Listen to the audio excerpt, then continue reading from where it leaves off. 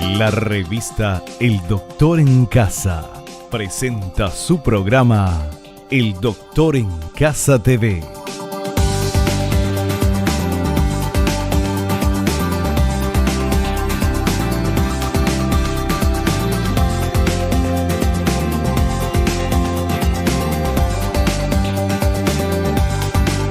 Con la conducción de Vivi Landó.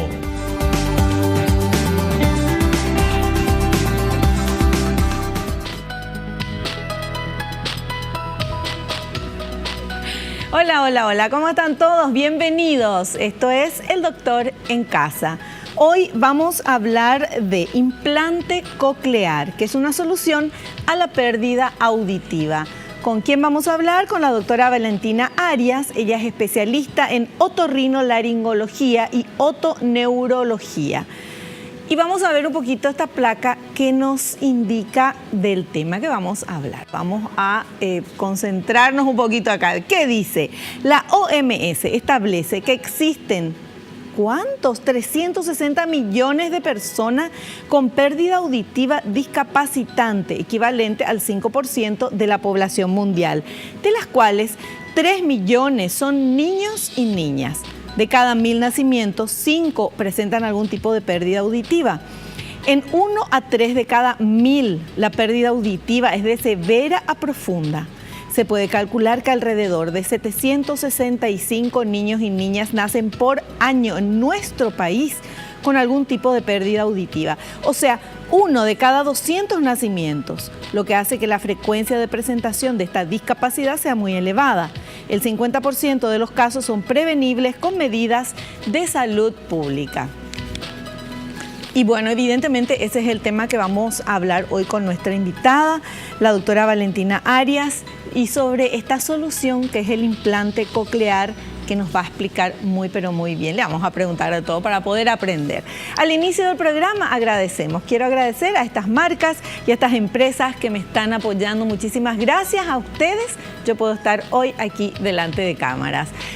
También hacemos nuestro ejercicio de la gratitud, agradeciéndole a Dios por el don de la vida, por el amor, la salud, la familia, los amigos, el trabajo, los compañeros de trabajo. ¿Por qué hacemos eso?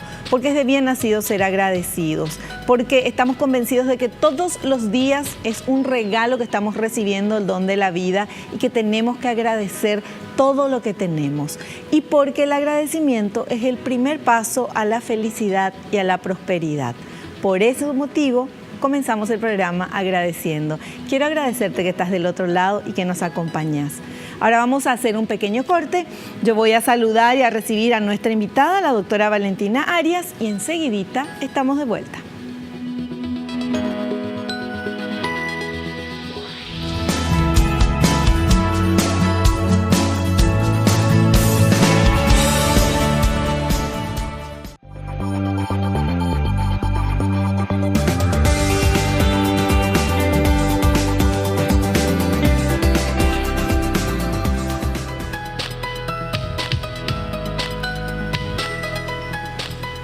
Estamos ya con nuestra invitada, la doctora Valentina Arias Rojas. Ella es egresada de la Facultad de Medicina de la Universidad Nacional de Asunción, especialista en otorrinolaringología por la Universidad Nacional de Asunción, subespecialista en otoneurología por la Universidad Claude Bernard de Lyon, Francia, máster en neurociencias por la Universidad Claude Bernard Lyon, Francia, y coordinadora del Centro de Implantación Coclear del Hospital de Clínicas, y está aquí con nosotros. ¿Qué tal, doctora? Bienvenida al programa. Hola. ¿Cómo estás? Bien, Vivi, gracias por invitarme de nuevo hoy a tu casa. Un placer tenerte aquí, sobre todo para hablar de este tema, que vos sos una experta y nosotros queremos saber. A mí me asustó mucho esto de 360 millones de personas con pérdida auditiva en el mundo. Así Y la cantidad de chicos que nacen acá en nuestro país con problemas de audición, y evidentemente no todos llegan a una consulta. Así mismo. Bueno, esos datos que mencionaste son los datos de la Organización Mundial de la Salud, Y los datos a nivel país, la verdad que faltan aún estadísticas así bien fiables sobre el número de niños que nacen con trastornos auditivos. Todavía no está bien establecido, entonces empezamos a hacer estimaciones según los nacimientos que hay cada año. Y llega a un número alrededor de 800 niños que tienen algún tipo de trastorno auditivo y que puede ser prevenible, ¿verdad? Por eso la consulta temprana es muy importante. Bueno, ¿se puede prevenir que el niño nazca con problemas auditivos en la parte de la mamá, del embarazo de la mamá, o ya es prevenir que eso aumente aún más con la consulta temprana? Sí, 60% de las causas de pérdida auditiva en los recién nacidos son prevenibles. O sea, una infección, por ejemplo, durante el periodo del embarazo tiene que ser detectado. Por eso es que es tan importante hacer los controles prenatales que están bien establecidos en el primer, segundo y tercer trimestre y tratar de detectar algún tipo de infecciones, algún tipo de malformación también que se pueden detectar a través de ecografías. Entonces, todo eso es prevenible. Pero queda un porcentaje de un 40% que pueden nacer sin ninguna causa aparente, pero que tiene un origen genético. Entonces, a esos niños, por eso es que se apunta a hacer un test, así como el test del piecito que se le hace a todos los recién nacidos, el test de autoemisiones acústicas, que es un test sencillo, que se aplica al recién nacido para tratar de captar si tiene o no tiene alguna alteración auditiva y a partir de ahí poder orientarle hacia un buen diagnóstico. ¿Ese test se hace a todos los niños recién nacidos? Actualmente no es algo obligatorio como el test del piecito, lastimosamente. Estamos tratando de impulsar lo que es la ley, ¿sí? Como orientándonos también cómo trabajaron la gente del test del piecito. Y debería ser algo obligatorio y universal, o sea, para todos los recién nacidos, pero con mayor insistencia en aquellos que tienen factores de riesgo, ¿verdad? Es un test súper sencillo, dura más o menos 1 minuto por oreja. Tiene que tener. ¿Cómo se hace ese test? Es una pequeña sondita, ¿sí? Que se introduce dentro del oído. Y este aparato lo que tiene es la función de emitir un sonido que va hasta el oído interno y el oído interno al recibir este estímulo empieza a accionar y estas células también al accionar emiten un sonido particular que es captado de nuevo por la máquina. Entonces así podemos decir que pasa el test de autoemisiones. Claro, o sea, así es porque yo preguntaba eso porque es bebé, es chiquitito. O sea, no te puede decir escucho o no escucho. No. O sea, es la máquina la que detecta cuánto escucha o no. En realidad no nos permite decir cuánto escucha, pero sí de repente tener precauciones en el caso de que no pase este test, de ir hacia métodos diagnósticos. Y es un método bien objetivo, no necesitamos colaboración del niño para tener la respuesta. Perfecto, genial. Eso se hace en nuestro país, todavía no hay una ley que haga obligatorio como el test del piecito, pero se está trabajando en eso, porque hay que llegar a eso. Así mismo, en el Hospital de Clínicas empezamos hace 1 año a desarrollar el protocolo de despistaje neonatal de la sordera, donde a todos los recién nacidos del hospital se les realiza este test. Y en el caso de que tenga algún tipo de alteración, automáticamente parte a hacer un seguimiento en la cátedra de otorrinolaringología hasta llegar a un diagnóstico. Perfecto. Bueno, ese es el tema. Ya le pregunté una cantidad de cosas a nuestra invitada, pero vamos con este material. Tenemos varios materiales para ir aprendiendo y la doctora nos va a ir comentando. El primer material, por favor.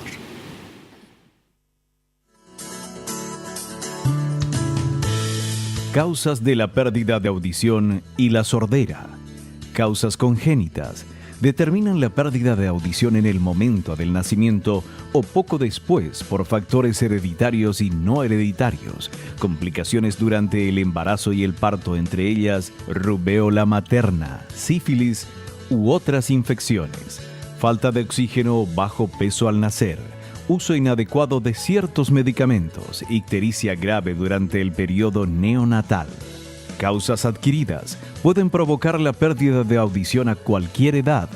Pueden ser enfermedades infecciosas como meningitis, sarampión y parotiditis, la infección crónica del oído, la otitis media, el uso de algunos medicamentos, los traumatismos cráneoencefálicos o de los oídos, la exposición al ruido excesivo, el envejecimiento, la obstrucción del conducto auditivo producida por cerumen o cuerpos extraños.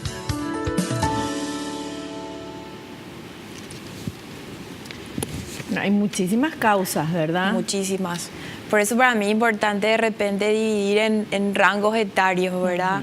Mencionaba lo que es el recién nacido, donde todos los controles prenatales son indispensables, tratar de detectar infecciones por toxoplasmosis, rubeola, citomegalovirus, que son patógenos que pueden afectar el nervio auditivo en el transcurso del embarazo, inclusive después del nacimiento, y volver las pérdidas que se vuelvan evolutivas en el tiempo, le decimos. Pero después también está el rango etario de los adolescentes también, que actualmente están expuestos a sonidos muy, muy importantes en las discotecas, o inclusive el uso de los auriculares a volumen muy, muy alto. Entonces, que también esa exposición prolongada a esos estímulos sonoros también puede dañar el nervio auditivo.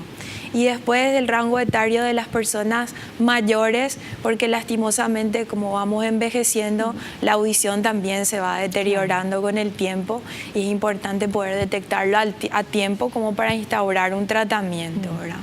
¿Y el tratamiento para la pérdida de audición es usar audífonos o hay otro tipo de tratamiento? En realidad es determinar primero los cuadros infecciosos, evitar la automedicación, ¿verdad? Hay muchos medicamentos que pueden dañar el oído, que son denominados medicamentos ototóxicos. Entonces, ¿en serio? ¿Cuáles, por ejemplo, son? Por ejemplo, los diuréticos. No me digas. Sí, que son muy de frecuente uso. Algunos antibióticos como los aminoglucósidos, que se usan también en ciertas infecciones. Entonces es importante acudir, ¿verdad?, al médico y saber bien lo que uno está tomando, porque podemos tratar de evitar una infección, pero producir un daño a nivel auditivo. Lastimosamente el daño a nivel del nervio auditivo es irreversible. Es irreversible, por eso es importante saber el grado de pérdida auditiva, porque se puede dividir en leve, puede ser algo moderado, puede ser severo o profundo. Y en base a eso está indicado el uso de audífonos. Pérdidas moderadas en adelante se van a beneficiar de un dispositivo como el audífono, pero que en realidad lo que hace es amplificar el sonido. No le va a curar de esa pérdida auditiva, pero sí le va a ayudar a mejorar su calidad de vida. Ahora, también me llamó la atención, y creo que eso es súper importante de hablar, el tema de las embarazadas. ¿Verdad? Cuando uno está embarazado siempre te dicen, no, cuidado, no puedes tomar cualquier medicamento, como cuando no estás embarazada, tenés que consultar al médico, porque hay muchos medicamentos que pueden afectar al bebé. Totalmente. En la mayoría hay varios medicamentos que pueden producir un montón de malformaciones, y bueno, el daño auditivo está dentro de ese cuadro, vamos a decir. Inclusive hay niños que nacen con ciertas malformaciones a nivel de la oreja, que trae por ende también como consecuencia una pérdida auditiva. Entonces, efectivamente la embarazada tiene que cuidarse mucho y consultar, ¿verdad? De repente se evalúa el costo-beneficio. Hay veces que tenemos que usar ciertos antibióticos en ciertas circunstancias, pero esa persona sabe que corre ese riesgo, entonces la consulta audiológica se impone en ese momento. Claro, no, pero por eso, o sea, volvemos a lo que siempre decimos acá en el programa, con diferentes profesionales, el tema de la automedicación. Yo sé que tengo, no sé, un dolorcito de garganta, qué sé yo, voy a tomar tal antibiótico porque alguna vez tomé o me voy y compro nada más un antibiótico. Porque si me voy al médico me va a dar un antibiótico. Famoso que decimos eso, ¿verdad? Pero el médico va a saber qué antibiótico darte y si necesitas ese antibiótico. Entonces nos automedicamos, supuestamente nos curamos nosotros, pero eso hace otra vez daño al organismo en este caso, a nuestra audición. Asimismo, lastimosamente está muy arraigado en nuestra población lo que es la automedicación, ¿verdad? Acceder a antibióticos, a diferencia de otros países, acá es muy fácil, en otros países es muy controlado. Sí. En mi caso particular, que me ocupo de la audición, lo que veo es de repente niños que tienen infecciones a repetición de oído y inclusive una vez le receta al médico un antibiótico y después ellos automáticamente repiten el antibiótico. Esas infecciones de repente no es el antibiótico adecuado, entonces se vuelven infecciones a repetición que también nos puede llevar a una pérdida auditiva. Perfecto. Bueno, vamos a hacer un pequeño corte. A la vuelta continuamos hablando con nuestra invitada de este tema y vamos a seguir aprendiendo.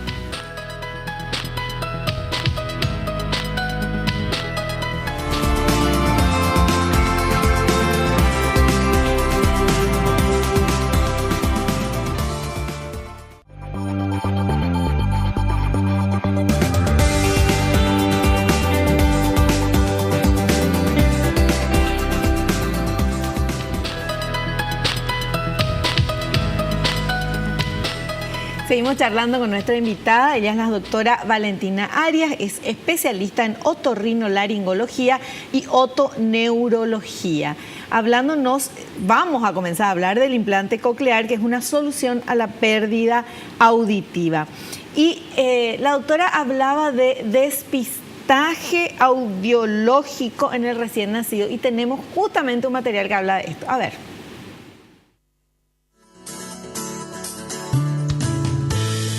Despistaje audiológico en el recién nacido. La sordera es la patología más común al momento de nacer. Sin embargo, no es rutinariamente buscada y detectada. Entre 1 y 3 de cada 1000 niños nacen con una pérdida auditiva severa profunda que debe ser detectada tempranamente. Los programas de detección temprana desarrollados para evaluar al recién nacido usualmente buscan alteraciones como hipotiroidismo, galactosemia y fenilcetonuria y han dejado de lado la pérdida auditiva, aunque esta es de mucha más frecuente aparición que las anteriores. Se debe realizar el seguimiento y control de la audición del niño durante todo su desarrollo. Es así, doctora. Es así. Efectivamente veíamos en las imágenes justamente el aparato que le he mencionado, autoemisiones, pero también el otro dispositivo que son los potenciales evocados auditivos que nos ayudan a hacer ya un diagnóstico de pérdida auditiva, ¿verdad?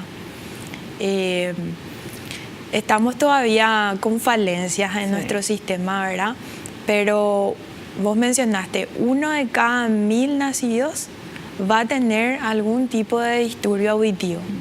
Es mucho. Es mucho. Hablaba ahí del hipotiroidismo, es 1 cada 16.000, o sea, estamos en desventaja con la pérdida auditiva que trae mucha repercusión en el niño. Sobre todo hablo del niño porque es el momento en que podemos acceder y proponerle tratamientos verdaderamente importantes para desarrollar lo que es el lenguaje y la comunicación. Pero todo eso repercute en su medio social, más adelante cuando quiera adquirir un trabajo, repercute. Ahora, importantísimo esto de cuando nace un bebé, que quiero ya que salga esa ley, pero cuando nace un bebé que se le haga este despistaje se llama, sí, ¿verdad? Ver cómo está, este estudio para ver cómo está el oído y si escucha bien, si va a escuchar bien. Porque al ser bebé, bueno, el bebé duerme, mama, esto, lo otro, no te das cuenta si el bebé no está escuchando, a no ser que ya después cuando sea un poquitito más grandecito se cae algo y él no da, o sea, hay un ruido y no reacciona, entonces así, pero si no, llega el año y uno no se da cuenta que el bebé no escucha bien. Sí, actualmente los que llegan a la consulta son los niños de 2 o 3 años que no hablan. Y la verdad que ahí llegamos un poco tarde, claro, ¿verdad? Entonces, lo que hace este test es alarmarnos sobre una situación como para poder después ir haciendo los estudios correspondientes, ¿verdad? Lo ideal es hacer un diagnóstico de pérdida auditiva antes de los 6 meses. Entonces, si ese niño necesita un dispositivo auditivo como un audífono, empezar ya a adaptarle a partir de esa edad para que verdaderamente le saque provecho a ese dispositivo. Y en el caso que el audífono sea insuficiente, ahí es donde planteamos el uso del implante coclear que mencionaste anteriormente. Claro. Bueno, y eso ya estamos llegando a ese momento, porque el implante coclear ya te dice el nombre, se implanta algo, no es un audífono que se pone por afuera. Y tenemos otro material que habla de la importancia de esto, de lo que hablábamos, de la valoración de la audición en el recién nacido. A ver, por favor.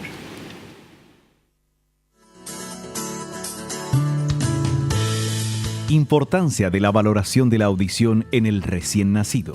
En ciertas situaciones, como antecedentes familiares, padecimiento de infecciones o prescripción de determinados medicamentos durante el embarazo, aumenta el riesgo de que un bebé pueda tener sordera.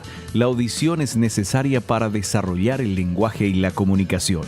Un niño que no oye bien tendrá dificultades para hablar y comunicarse, lo que afectará a su desarrollo emocional, social y escolar. Conviene acudir al pediatra cuando se sospeche que no oye bien, si tiene dificultades para entender una conversación o si es necesario repetirle las palabras con frecuencia. ¿Es así, doctora? Es así. La consulta rápida y oportuna es lo que va a definir la conducta a tomar con ese niño y cómo va a evolucionar en el tiempo, ¿verdad? Hay que evitar todos los factores de riesgo que ya hablamos. Hoy hablamos de niños, pero los dispositivos auditivos pueden ser para adolescentes y adultos mayores, así como también el implante coclear. Solo que hoy nosotros a nivel institucional como hospital escuela nos abocamos a hacer el diagnóstico en el niño y actualmente estamos implantando niños, no estamos implantando adultos, porque nosotros recibimos una donación del Ministerio de Salud este año de 6 implantes cocleares de una lista muy amplia, de aproximadamente 35 niños que necesitan el dispositivo. Y es muy caro ese dispositivo. Es un dispositivo bastante costoso, sobre todo que necesita mantenimiento y como cualquier aparato electrónico hay partes que se pueden dañar y que hay que reponer y que tiene también su costo. Entonces, lastimosamente, nuestra lista se vuelve una lista selectiva. Sí. Si pudiéramos darle a los 35 le daríamos, pero no es nuestra realidad. ¿Cómo eligen actualmente a quién darle? Dios mío, qué difícil eso. La verdad que es una tarea difícil, ¿verdad? Se estableció un protocolo. Sí. A nivel latinoamericano existe un protocolo de selección que lo adaptamos un poco a nuestra realidad a nivel hospital.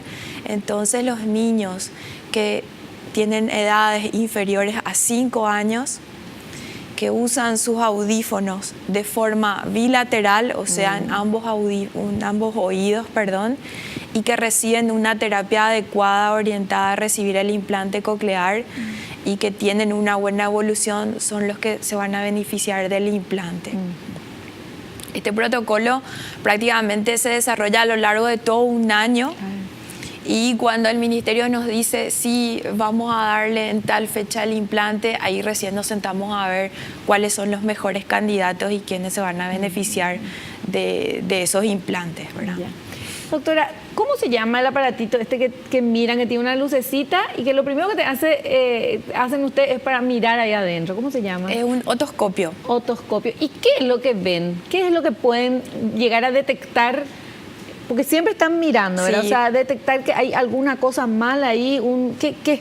Claro, la pérdida auditiva de la cual estábamos hablando hoy es una pérdida auditiva donde se dañó el nervio auditivo.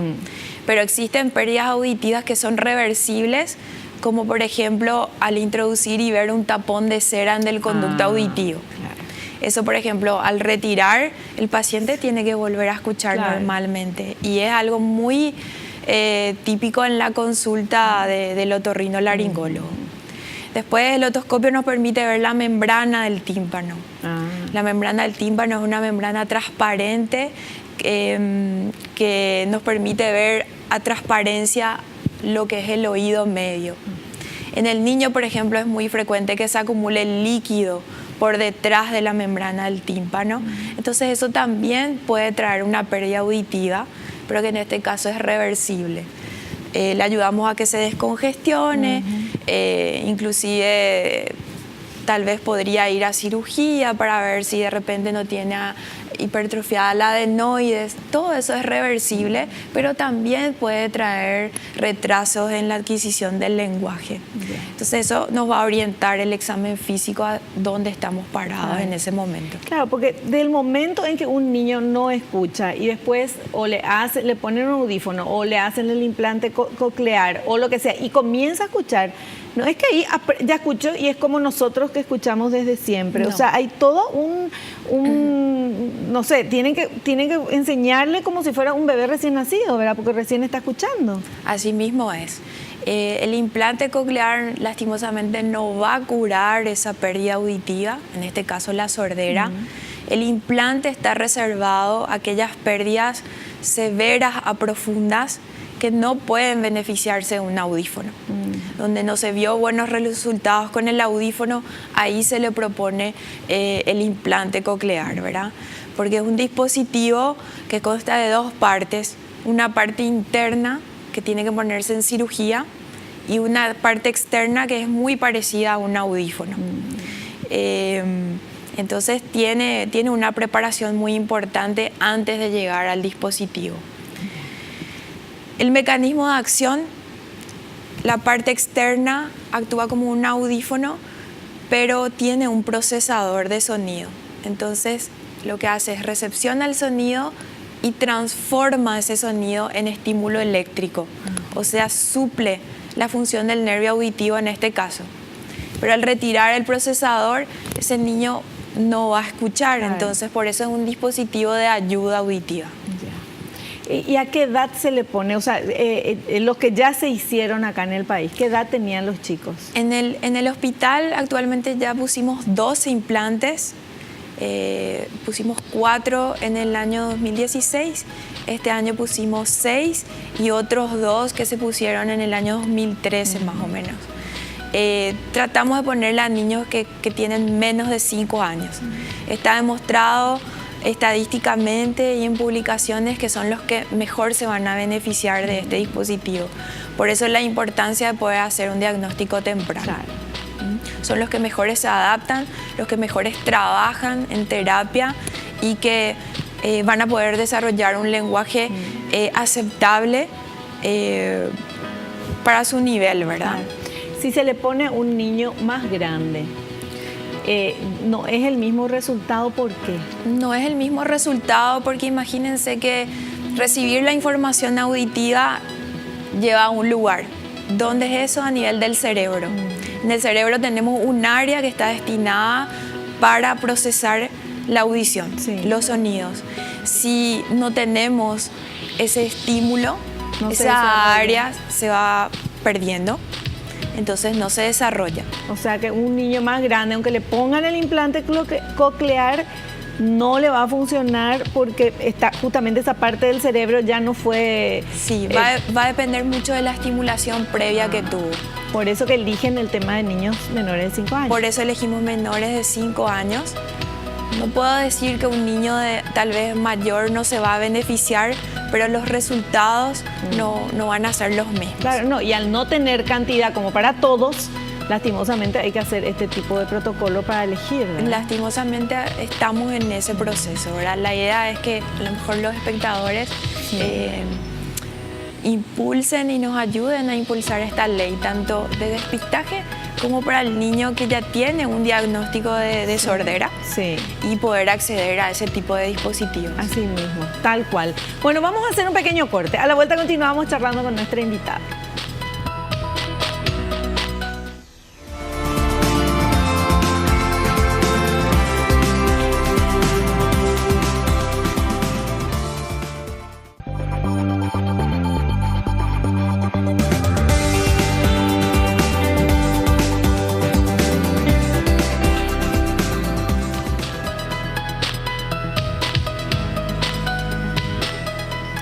Seguimos hablando con la doctora Valentina Arias y ahora tenemos dos materiales. Uno que habla de microcirugía de oído, que es el primero que vamos a ver, por favor, y nos va a explicar la doctora.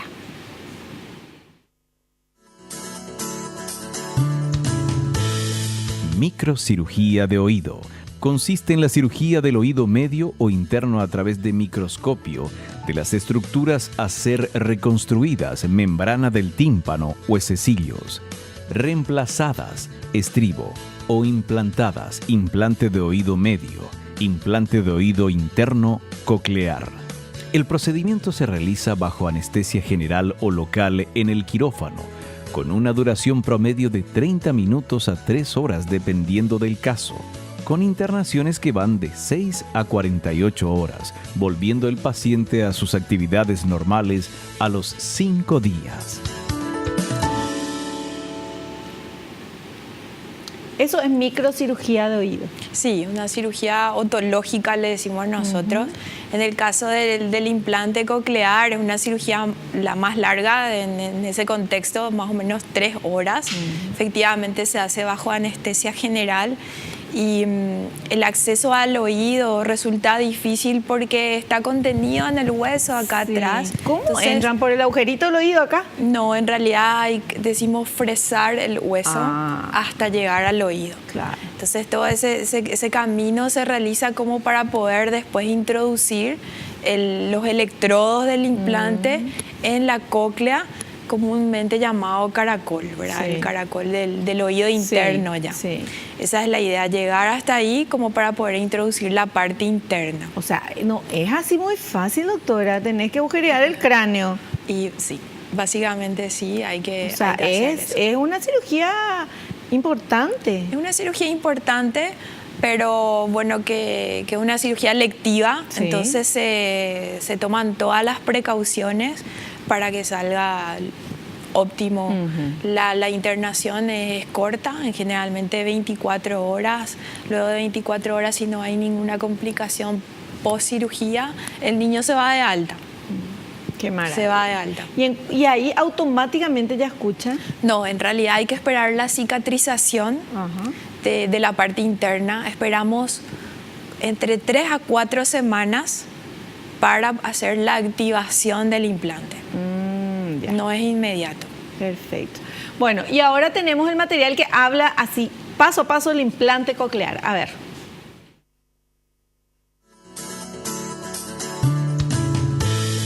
Implante coclear. Es un dispositivo electrónico de estimulación directa que se instala por microcirugía en el oído interno cóclea, cuya función es la de restituir la audición en casos de una hipoacusia severa a profunda bilateral en niños y adultos que por alguna enfermedad congénita o adquirida fueron perdiendo la audición y ya no son factibles de ser tratados con medicamentos o audífonos convencionales. La cóclea transforma los sonidos en mensajes nerviosos y los envía al cerebro permitiendo la audición. El procedimiento se realiza bajo anestesia general, durando aproximadamente 3 horas, saliendo de alta a las 24 a 48 horas y restableciéndose a las actividades normales en la semana. En Paraguay se realiza esta cirugía desde el año 2000. Pero pregunto, ahí veíamos una imagen de un señor mayor. Sí. ¿A la gente grande también se le hace esto? También. Está a la gente de edad mayor, cuando va perdiendo la audición se le denomina presbiacusia. Inclusive los resultados son mejores. ¿Por qué? Porque son personas que sí desarrollaron a lo largo de su vida el lenguaje. El área de la cual hablábamos está desarrollada del cerebro, del sí. cerebro, entonces sí tenemos donde mandar información. Entonces, en casos específicos, cuando ya el audífono a esa persona le es insuficiente, el implante coclear es una buena opción, que inclusive permite a la persona seguir su vida laboral y su vida social adecuadamente. Pero qué interesante lo que nos contás, porque el tema del área del cerebro que se desarrolla, la audición, porque uno que no es especialista pensaría, bueno, un chico que no escucha Se le pone un audífono y ya escucha, o se le pone el implante coclear, ya escucha, entonces ahí ya va a hablar, y no es así. O sea, es esa parte del cerebro que ya no se desarrolló, y si tiene 10 años, 15 años, por más cositas que le pongan, ya va a ser muy difícil de desarrollar. Va a ser difícil. Por eso siempre empezamos con los audífonos, porque de repente la pérdida auditiva no es total. Entonces esos audífonos lo que van a hacer es amplificar el sonido de lo que llamamos un resto auditivo. Entonces tenemos tendencia a pensar que siempre, por lo menos mínimamente, ese nervio auditivo va a estar estimulado. Entonces a la hora de pensar en el implante, siempre estuvimos estimulando, aunque sea un poco. Pero ya a la edad de 10, 15 años es difícil, es verdaderamente difícil. Entonces ahí lo que hacemos es manejar más las expectativas de los padres y del propio adolescente, claro, ya en ese caso. Claro. Porque el desarrollo del lenguaje ya no va a ser lo mismo que si se implantó a los 5 años. Entonces se manejan mucho las expectativas, va a reaccionar a algunos sonidos, pero el lenguaje tal vez va a ser difícil de poder desarrollar. Bueno, y con más razón entonces insistimos en esto de hacerle esta prueba al recién nacido, que sea ley. Eso ya está en manos de quién está. ¿Del Parlamento? ¿Dónde está este tema para que sea ley y que se pueda hacer esto? Bueno, lo que se hizo en realidad es, se trató de poner en conjunto en la ley de detección de todos los defectos congénitos, claro, del recién nacido, sí, que empezó con la ley del test del piecito, pero actualmente se amplió a todo lo que son alteraciones oftalmológicas, auditivas, pero todavía está en proceso de desarrollo. Y bueno, porque la lógica te dice, nace un bebé, hay que hacerle todas esas pruebas primarias para ver si escucha bien, si ve bien, si, un montón de cosas, ¿verdad? Así mismo. Bueno, estamos lejos todavía, pero estamos en camino, eso es lo importante. Otra cosa, reitero yo, que es importante que todos sepan, es que la parte del cerebro que no se desarrolló para poder escuchar, no se va a desarrollar porque le pongan un implante. No. Por eso el trabajo es arduo. El uso de audífonos y una terapia orientada al implante, que es la terapia auditivo-verbal, donde enfatiza, por más de que tenemos esa deficiencia auditiva, es siempre a estimular lo visual. Porque ¿qué pasa? Cuando una persona no escucha, vamos a decir, hipertrofia todo lo que es tacto, todo lo que es visual, la lectura labial. Entonces busca las formas de comunicarse, sí, y a partir de los 5 años no podemos privarle tampoco de una comunicación a ese niño. Tenemos que empezar a usar el lenguaje de señas en esos casos. Claro, claro. Bueno, doctora, ¿cómo puedo yo saber si mi bebé escucha o no escucha? No le hicieron ese test cuando nació, porque no era ley, no es todavía ley. No sé, mi bebé tiene 2 meses, 3 meses, a lo mejor 6. ¿Hay algún tipo o sea, si yo hago así un ruidito, el bebé se da vuelta o no? ¿O cómo es? Justamente la indicación principal es la duda de los padres. El padre de repente empieza a estimularle con algunos juguetes sonoros y tiene ciertas dudas sobre la audición de su bebé. Podemos hacerle todavía el test de autoemisiones acústicas, está indicado, no está solamente destinado a los recién nacidos, entonces se le puede hacer a niños mayores.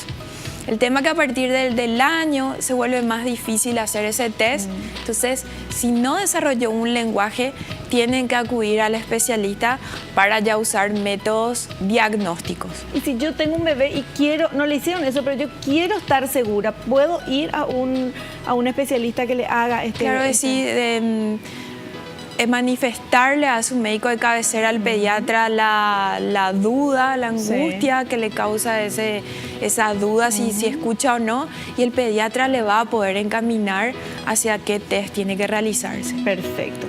Muy bien, nosotros hacemos un pequeño corte. A la vuelta tenemos preguntas de ustedes para nuestra invitada. Volvemos ya.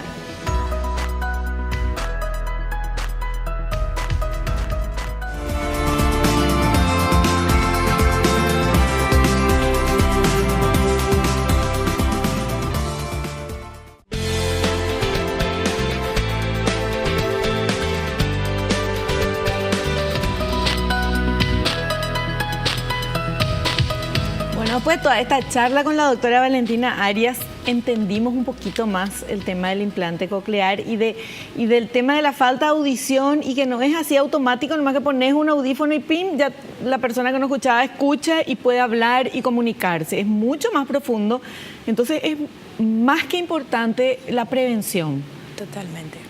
Totalmente prevenir. Para mí, si se queda eso hoy en los espectadores, es súper importante. La prevención es lo que va a hacer, va a definir ese tratamiento y la efectividad del tratamiento. Ya. Bueno, y hay gente que quiere consultar con nuestra entrevistada. Vamos a ver esta primera consulta, por favor.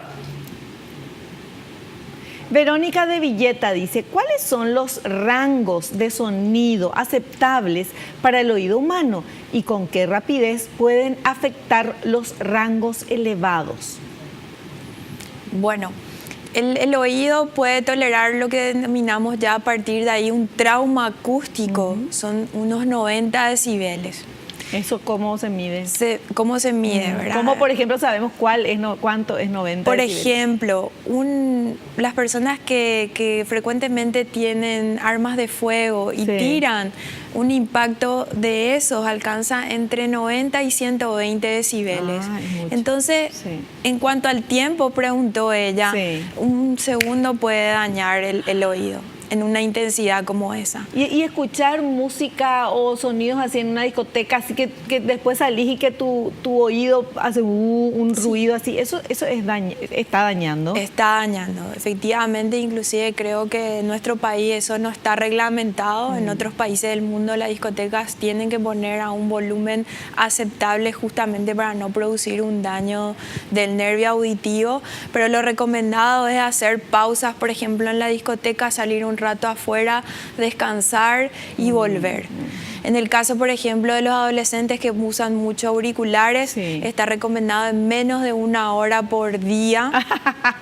Viven enchufados en sus auriculares. Por eso, es una exposición muy larga durante el día y depende también el volumen al cual le ponen. Por ejemplo, si el volumen va hasta 10, lo recomendable es no sobrepasar 6, el 60% de lo que puede subir el volumen su dispositivo. Después también usamos los auriculares comunes, por ejemplo. Eso nos aíslan menos del sonido ambiente. Sí, estaría recomendado usar los auriculares que tapan toda la oreja, porque eso nos aíslan más de los sonidos que están alrededor. Entonces tenemos tendencia a elevar menos el volumen del dispositivo. Las personas que trabajan también en lugares muy ruidosos, en talleres mecánicos, tienen que usar sus protectores auriculares profesionales, porque pasan varias horas del día expuestos a sonidos intensos. Doctora, ¿eso se cumple en algún lugar en nuestro país? Yo creo que no. Todo lo que es la medicina o audiología laboral todavía en nuestro país deja mucho que Bueno, hacer. pero estamos encaminados porque por lo menos estamos hablando de eso y vamos a hacer todo lo posible para que así sea. Hoy aprendimos que es importante cuidar y prevenir todo este tema de la audición. Doctora Valentina Arias, muchas gracias por tu presencia. Gracias. Y te esperamos en un próximo programa. Muchísimas gracias a ustedes por la invitación. Nosotros nos despedimos hasta el próximo programa, si Dios así lo permite. Espero que te haya gustado, que hayas aprendido como lo hicimos todos los que estamos aquí. Y no te olvides lo que te digo siempre: naciste para ser feliz, no te conformes con menos. Chao, chao.